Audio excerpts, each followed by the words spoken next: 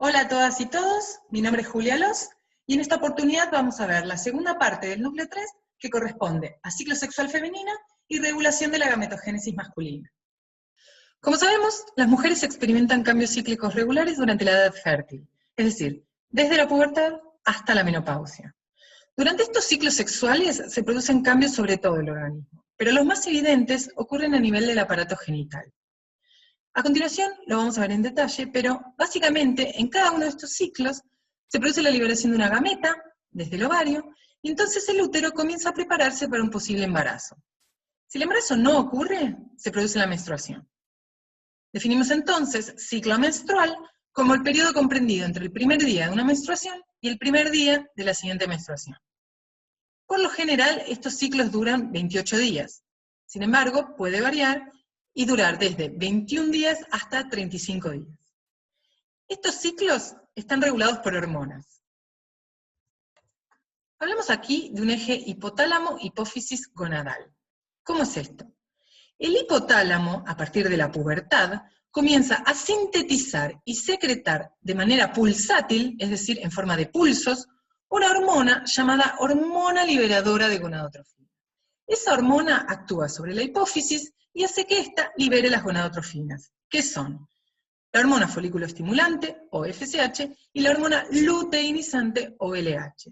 Estas gonadotrofinas, a su vez, actúan sobre el ovario, es decir, sobre la gónada femenina, y regulan sus dos funciones principales, que son, por un lado, la producción de gametas, es decir, la gametogénesis, y por otro, la producción de hormonas esteroides, es decir, la esteroidogénesis. Estas hormonas comprenden los estrógenos y la progesterona, y van a actuar sobre diferentes órganos blancos, entre ellos el útero. Para ubicarnos un poco, el aparato genital femenino está formado por órganos externos y órganos internos. Los órganos externos, en conjunto, reciben el nombre de vulva y se ubican delante del perineo. Estos comprenden el monte del pubis, los labios mayores, los labios menores, el vestíbulo y orificio vaginal, el meato uretral y el clítoris. Los órganos genitales internos se ubican dentro de la cavidad pélvica y comprenden los ovarios, las trompas de falopio, el útero y la vagina. De estos órganos, los que más cambios van a experimentar durante cada uno de los ciclos sexuales son los ovarios y el útero. Observamos aquí el corte del ovario de una mujer en edad fértil. ¿Cómo sabemos que se trata de una mujer en edad fértil? Bueno, porque podemos ver folículos en diferentes estados de maduración. Es decir, si observáramos el ovario de una mujer antes de la pubertad, veríamos únicamente folículos primordiales, o sea, el estado inicial del desarrollo folicular. Sin embargo, en la pubertad comienza a formarse una reserva de folículos primarios que es mantenida gracias al suministro de folículos primordiales. Luego, en cada ciclo sexual, un pequeño grupo de estos folículos primarios, un grupo de aproximadamente 15 a 20 folículos, es seleccionado para comenzar a crecer y madurar. De esos folículos, solo uno va a alcanzar la madurez total, es decir, solo uno va a formar el folículo de Degraf. Ese folículo se conoce como folículo dominante. El resto de los folículos va a degenerar. Esta primera etapa del ciclo ovárico, en la cual ocurre entonces el crecimiento y la maduración folicular, se conoce como fase folicular. Hacia la mitad del ciclo, es decir, al día 14, si estamos hablando de un ciclo de 28 días, se produce el colapso del folículo dominante. Con el colapso lo que ocurre es la expulsión del ovocito desde el ovario, es decir, la ovulación. Luego de la ovulación, en principio, el folículo colapsado se llena de sangre y forma una estructura denominada cuerpo hemorrágico. Posteriormente, el tejido conectivo invade la antigua cavidad folicular y las células de la capa granulosa y de la teca interna dan lugar a una estructura glandular denominada cuerpo lúteo. Este cuerpo lúteo secreta tanto estrógenos como progesterona. Como vimos, en la mitad del ciclo se liberó un ovocito. Este puede ser fecundado o no. Si el ovocito es fecundado y se produce la implantación en el útero, el cuerpo lúteo no solo permanece, sino que crece y forma el cuerpo lúteo del embarazo. Si el ovocito no es fecundado, el cuerpo lúteo degenera y forma el cuerpo albicans, esta estructura que está formada por tejido conectivo. Esta segunda etapa del ciclo ovárico, entonces, en la cual se forma el cuerpo lúteo, se denomina fase lútea. Por lo tanto, los cambios cíclicos en el ovario comprenden dos fases, la fase folicular y la fase lútea, y entre ellos ocurre la ovulación. Como dijimos antes, los ciclos sexuales están regulados por el hipotálamo, el cual libera la hormona liberadora de gonadotrofina, que actúa sobre la hipófisis y hace que ésta libere FSH y LH. La FSH es la hormona principal encargada de inducir el crecimiento de los folículos durante los primeros 8 a 10 días de la fase folicular. Durante esta etapa también se produce la selección del folículo dominante, es decir, el folículo destinado a ovular. Luego, durante las etapas finales de maduración folicular, interviene no solo la FSH, sino también la LH. A medida que se produce el crecimiento y maduración de los folículos, estos producen estrógenos. ¿Cómo ocurre esto? Bueno, las células de la teca interna, en respuesta a la LH, sintetizan y secretan andrógenos. Estos andrógenos difunden hacia las células de la granulosa, y estas son las encargadas de catalizar la conversión de andrógenos en estrógenos. Por lo tanto, durante esta primera etapa del ciclo ovárico, se produce un incremento progresivo en los niveles de estrógeno. Ya hacia el final de la fase folicular, el incremento es suficiente como para inducir a la hipófisis a que libere un pico de hormona luteinizante. Este pico de LH es el responsable de inducir la ovulación, es decir, la expulsión del ovocito desde el folículo dominante. Luego, como vimos antes, la pared del folículo colapsado permanece en el ovario y sufre un proceso de transformación que se denomina luteinización. Este proceso es inducido por la hormona LH y forma el cuerpo lúteo. Este cuerpo lúteo dijimos que era el encargado de secretar progesterona y estrógenos. Si la fecundación del ovocito liberado durante la ovulación no ocurre, el cuerpo lúteo degenera y los niveles de estrógeno y progesterona disminuyen rápidamente. A modo de repaso entonces, durante la fase folicular del ciclo ovárico, en un principio la FSH induce el crecimiento de un grupo de folículos y también interviene en la selección del folículo dominante. Luego, tanto la FSH como la LH intervienen en las etapas finales de maduración folicular. Como vimos recién, a medida que estos folículos crecen y van madurando, secretan estrógenos. Por lo tanto, los niveles de estrógeno comienzan a incrementar y terminan induciendo la hipófisis para que libere el pico de LH. El pico de LH ocurre aproximadamente 12 horas antes de la ovulación y tiene diferentes efectos. Por un lado, hace que el ovocito primario, ubicado en el folículo dominante, complete su primera división meiótica e inicie la meiosis 2. Sin embargo, el ovocito secundario formado se va a detener en metafase aproximadamente 3 horas antes de la ovulación. Por lo tanto, lo que se libera en el momento de la ovulación es un ovocito secundario detenido en metafase. El pico de LH tiene otros efectos, como por ejemplo aumentar la actividad colagenasa. Esto hace que se degraden las fibras colágenas que envuelven al folículo maduro. Otro de los efectos es incrementar los niveles de prostaglandinas, lo que induce contracciones en las paredes del ovario, ayudando a la expulsión del ovocito. Durante la ovulación, el ovocito no es lo único que se expulsa. Este va acompañado por las células de la granulosa, que formaban el cúmulo ovóforo en el folículo maduro o folículo de De Graaf. Ahora, ¿qué ocurre con el ovocito una vez que es expulsado del ovario? Como se observa en la figura, este ingresa en las trompas de Falopio. Allí puede o no ser fecundado. Si el ovocito no es fecundado, degenera alrededor de 24 horas después de la ovulación. ¿Cómo es el ovocito liberado entonces? Bueno, se trata de un ovocito secundario detenido en metafase, que está rodeado tanto por la zona pelúcida como por la corona radiada. La corona radiada está formada por algunas de las células de la granulosa que formaban parte del cúmulo ovóforo, ¿sí? Es importante que tengan en mente esto porque aquí podemos ver las diferentes barreras que debe atravesar el espermatozoide para producir la fecundación. Es decir, la corona radiada, la zona pelúcida y la membrana plasmática del ovocito. Bueno, durante la fase lútea del ciclo ovárico, dijimos entonces que primero se forma una estructura denominada cuerpo hemorrágico, y luego la pared del folículo colapsado es convertida en una estructura glandular denominada cuerpo lúteo. ¿Sí? Las células de la pared del folículo que sufren esta transformación, que llamamos luteinización, son las células de la granulosa y las células de la teca interna. Durante este proceso lo que ocurre es que estas células se agrandan, se llenan de lípido, y adquieren un pigmento de color amarillo denominado lipocromo. ¿Sí? Por eso el cuerpo lúteo también se conoce como cuerpo amarillo. Luego, el cuerpo lúteo, si no ocurre la fecundación, degenera, y se convierte en lo que denominamos cuerpo albicans. Bueno, dijimos entonces que durante la primera etapa del ciclo ovárico, es decir, durante la fase folicular, en principio por acción de la FSH y luego por acción tanto de la FSH como de la LH, se produce el crecimiento y la maduración de los folículos en el ovario.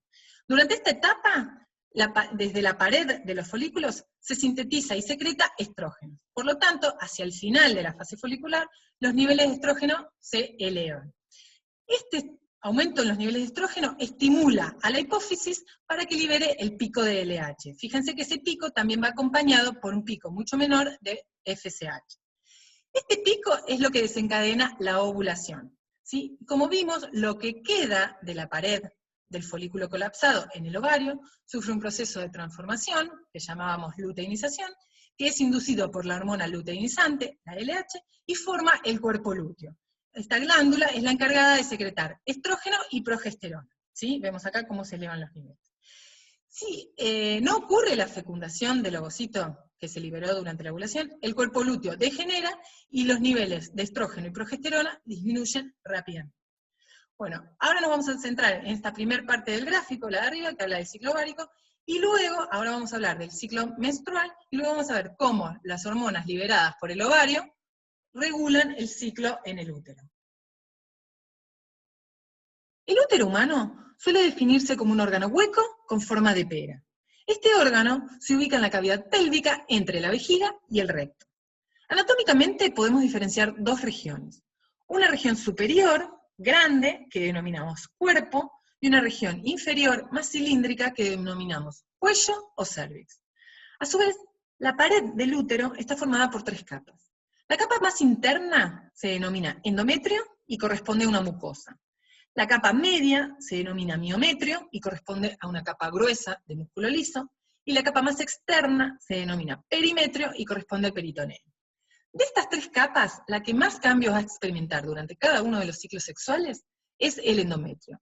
Es por ello que el ciclo en el útero se conoce como ciclo menstrual o ciclo endometrial. Como podemos ver en la figura de la derecha, el endometrio está formado por un epitelio, que en este caso es cilíndrico simple, y una capa de tejido conectivo subyacente.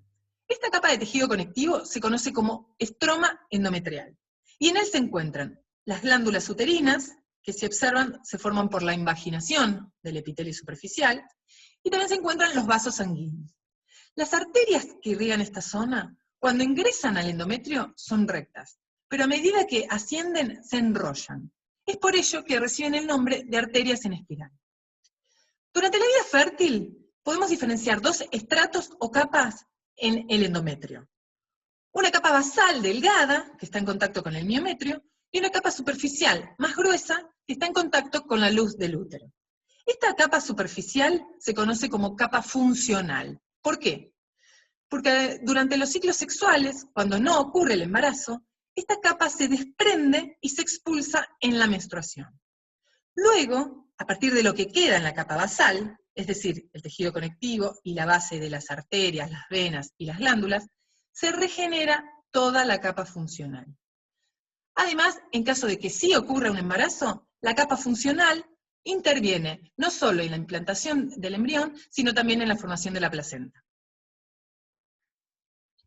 Como vimos recién, entonces, el ciclo menstrual se produce como consecuencia de cambios sucesivos en la capa funcional del endometrio. Estos ciclos están regulados por las hormonas del ovario, y se pueden dividir en tres fases. La primera fase, o fase menstrual, comprende los primeros 4 a 5 días del ciclo. Recuerden que el ciclo se inicia el primer día de la menstruación. Durante esta etapa ocurre el desprendimiento de la capa funcional y su expulsión en el flujo menstrual. Posteriormente tenemos la fase proliferativa.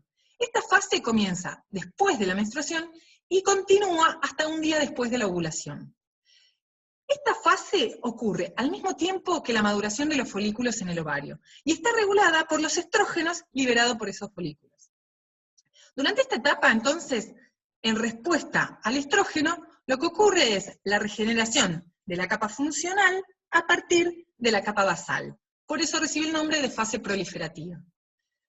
Finalmente tenemos la fase secretora. Esta fase comienza aproximadamente 2 días después de la ovulación y continúa hasta el final del ciclo menstrual. Esta fase coincide con la actividad funcional del cuerpo lúteo en el ovario, y está regulada principalmente por la progesterona liberada por el cuerpo lúteo. Durante esta fase, el endometrio sufre cambios que lo preparan para un posible embarazo. Entre ellos, aumenta su vascularización, se edematiza, es decir, se llena de líquido en su tejido conectivo, y las glándulas comienzan a secretar sustancias nutritivas. Por eso adquieren esta forma que se describe como de tirabuzón. Si el embarazo no ocurre y el cuerpo lúteo degenera, se produce una caída en los niveles de estrógeno y progesterona que desencadenan una nueva menstruación.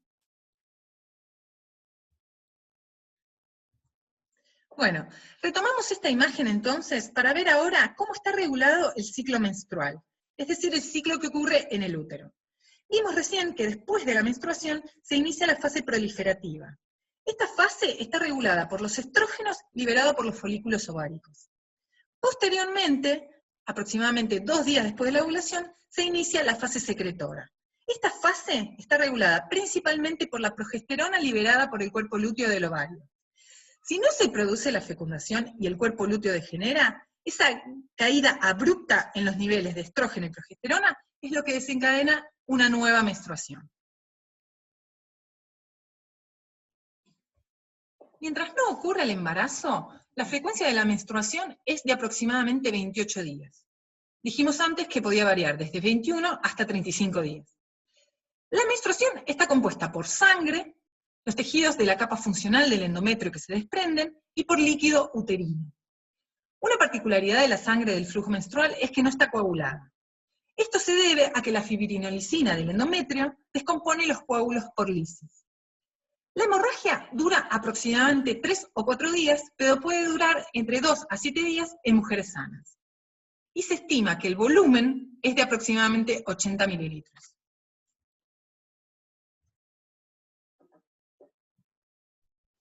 El aparato genital masculino está formado por el pene, los testículos que se alojan en el escroto, las vías espermáticas que incluyen los epidídimos, los conductos deferentes, los conductos eyaculadores y la uretra, y las glándulas sexuales accesorias, que son las vesículas seminales, la próstata y las glándulas vulvouretrales. Los testículos son los órganos en los que ocurre tanto la gametogénesis, es decir, la producción de espermatozoides, como la esteroidogénesis, es decir, la producción de hormonas esteroides, sobre todo testosterona. El interior de estos órganos está lleno de túbulos seminíferos. Esos túbulos se encuentran inmersos en una matriz de tejido conectivo. Si observáramos el corte de uno de estos túbulos, podríamos ver su pared formada por células de Sertoli y células espermatógenas en diferentes grados de maduración. Por fuera de los túbulos seminíferos, en el tejido conectivo, se encuentran las células de Leydig, o células intersticiales, que son las encargadas de sintetizar y secretar la testosterona. Como se observa en la figura del medio, los túbulos seminíferos se dirigen hacia el centro del testículo y confluyen en una red de conductos interconectados denominada red testicular. Desde esta red, el contenido de los túbulos seminíferos, que está formado por espermatozoides inmóviles y líquido testicular secretado por las células de Sertoli, sale del testículo e ingresa en las vías espermáticas. El recorrido es el siguiente. Desde la red testicular, el contenido atraviesa los conductillos eferentes e ingresa en el epidídimo. El epidídimo es una estructura tubular muy enrollada, en la cual los espermatozoides terminan de madurar, adquieren movilidad y pueden ser almacenados entre eyaculación y eyaculación. El epidídimo se continúa con el conducto deferente. La última parte del conducto deferente se dilata y forma esta estructura que se denomina ampolla deferencial. Aquí también los espermatozoides pueden almacenarse. La ampolla deferencial se conecta directamente con los conductos eyaculadores y estos con la uretra. Las glándulas sexuales accesorias son las encargadas de producir el plasma seminal, es decir, el líquido que acompaña a los espermatozoides durante la eyaculación. Las vesículas seminales son un par de glándulas ubicadas en la pared posterior de la vejiga. Estas glándulas secretan un líquido viscoso muy rico en fructosa, lo cual tiene un alto valor nutritivo para los espermatozoides. Sus secreciones son expulsadas directamente en el conducto eyaculador. La próstata es la más grande de las glándulas sexuales accesorias y se ubica debajo de la vejiga, rodeando la uretra prostática. Esta glándula produce un líquido claro, ligeramente alcalino, y tiene por función mantener la viabilidad de los espermatozoides al neutralizar la acidez de la uretra y de la vagina. Por último, las glándulas bulbouretrales son un par de glándulas que producen un líquido mucoso, alcalino, que es secretado directamente en la uretra peniana. Esta secreción ocurre previo a la eyaculación, por eso se la conoce como líquido preseminal, y tiene por función lubricar la uretra. El semen está formado aproximadamente por un 90% de plasma seminal y un 10% de espermatozoides. Se trata de un líquido viscoso, blanco grisáceo, y que posee un pH alcalino. La función del plasma seminal es proteger y nutrir a los espermatozoides, pero también favorecen su movilidad y lubrican la uretra. Los principales componentes del plasma seminal están dados por las secreciones de las vesículas seminales y de la próstata, pero también presenta un pequeño porcentaje de secreciones provenientes de los testículos y de las glándulas bulbouretrales. Se calcula que el volumen promedio de una eyaculación es de 3 mililitros, y que cada mililitro contiene aproximadamente 100 millones de espermatozoides. Al igual que la ovogénesis, la espermatogénesis está regulada por hormonas. Cuando un individuo alcanza la madurez sexual, la hipófisis comienza a secretar FSH y LH en respuesta a la hormona liberadora de gonadotrofina secretada por el hipotálamo. La LH actúa sobre las células de Leydig y estimula a estas a secretar testosterona. A su vez, la testosterona actúa sobre las células de Sertoli y promueve la espermatogénesis. La FSH actúa también sobre las células de Sertoli y las induce a secretar líquido testicular. Este ciclo vuelve a su estado inicial por acción de la testosterona y de la inhibina, secretada por las células de Sertoli, que bloquean la producción de FSH, LH y hormona liberadora de gonadotrofina. Terminamos así con el núcleo 3, les dejamos un saludo y esperamos verlos pronto.